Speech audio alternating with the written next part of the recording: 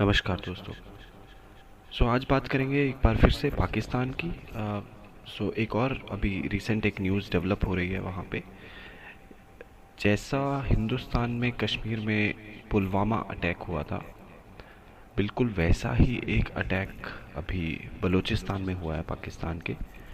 तो वहाँ पे आर्मी का कॉन्वॉय जा रहा था, 7 बसें थी। तो इसमें लगभग 200 के करीब लोग थे। इस पे एक गाड़ी आरडीएक्स से फुल उसने जो है हिट कर दिया है। फिदाइन अटैक हुआ पाकिस्तान के बलूचिस्तान प्रोविंस में। और नौशीनी जो है वो एरिया का नाम है। ये बलूचिस्तान और ईरान बॉर्डर पे है। तो यहाँ पे अटैक हुआ। 90 जो है सोल्जर्स की डेथ कंफर्म्ड अभी तक बता दी है बीएलए ने। और बोले कि और भी कैजुअलिटीज़ है, कुछ लोग सीरियस इंजर्ड हैं। और इस चीज़ को ऐसे भी देखा जा सकता है कि अभी जितने भी बलूचिस्तान में जो भी रेबल ग्रुप्स हैं वो सब एक साथ आ गए हैं कि अभी बहुत ज़्यादा क्रैकडाउन की एक्सपेक्टेशन है कि हाँ, पाकिस्तानी आर्मी अब इन लोगों को छोड़ेगी नहीं। तो इस सब चीज़ों से निपटने के लिए अभी ये लोग भी इकट्ठा हो गए हैं। और ये जितने भी जो सिचुएशन है, इस चीज़ को भी अभी काउंटर करने के लिए वहाँ के जो न्यूज़ है वहाँ पे चलाया जा रहा है कि अभी 5 लोग मारे गए हैं। तो जो कि इम्पॉसिबल है।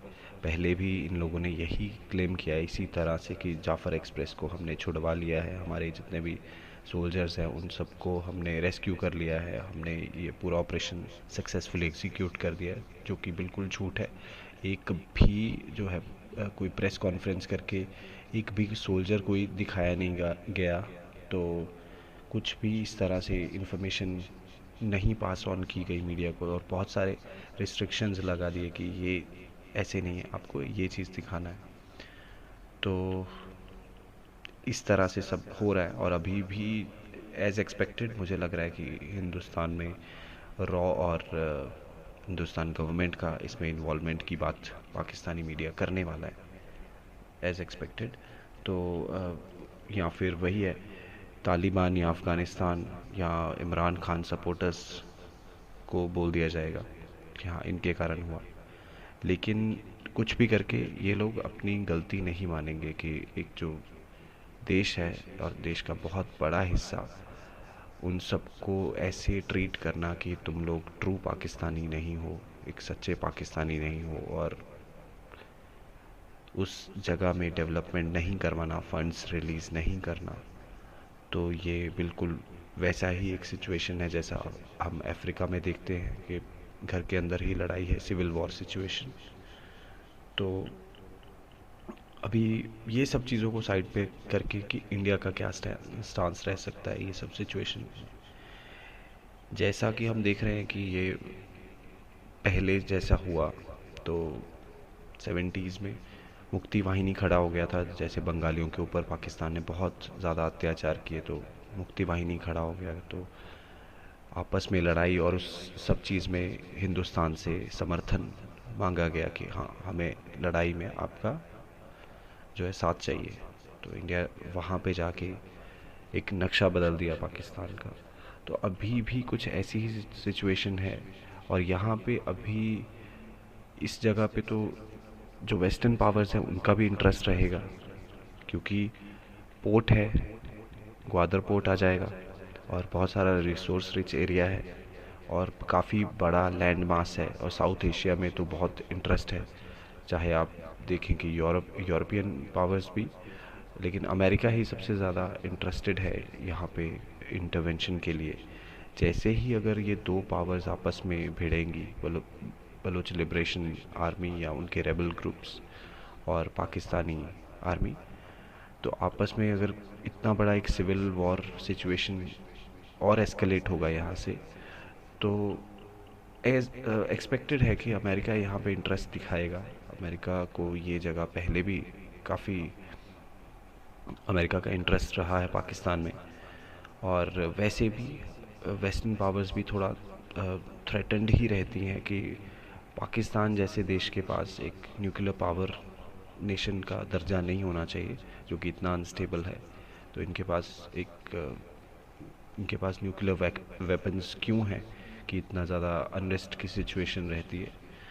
तो उस चीज़ को भी काउंटर करने के लिए अमेरिका यहाँ पे इंटरवेंशन कर सकता है। दूसरा, पाकिस्तान की आड़ में ईरान जो मेन दुश्मन है अमेरिका का, उसको भी ये परेशान कर सकते हैं। जैसे कि कुछ बलोच लोग पाकिस्तान की बॉर्डर के इस तरफ रहते हैं पाकिस्तान में, और कुछ उस तरफ रहते हैं जो कि ईरान का हिस्सा पड़ता है, और वहाँ पे भी डेवलपमेंट नहीं है। वो भी लोग इन सबको ज्वाइन करना चाहते हैं। जैसे कि हमने पहले भी ये चीज़ समझी है कि यहाँ से कुछ भी वारदात को अंजाम देके ये लोग बॉर्डर क्रॉस भी कर जाते हैं इनके भाई बंधुओं के पास।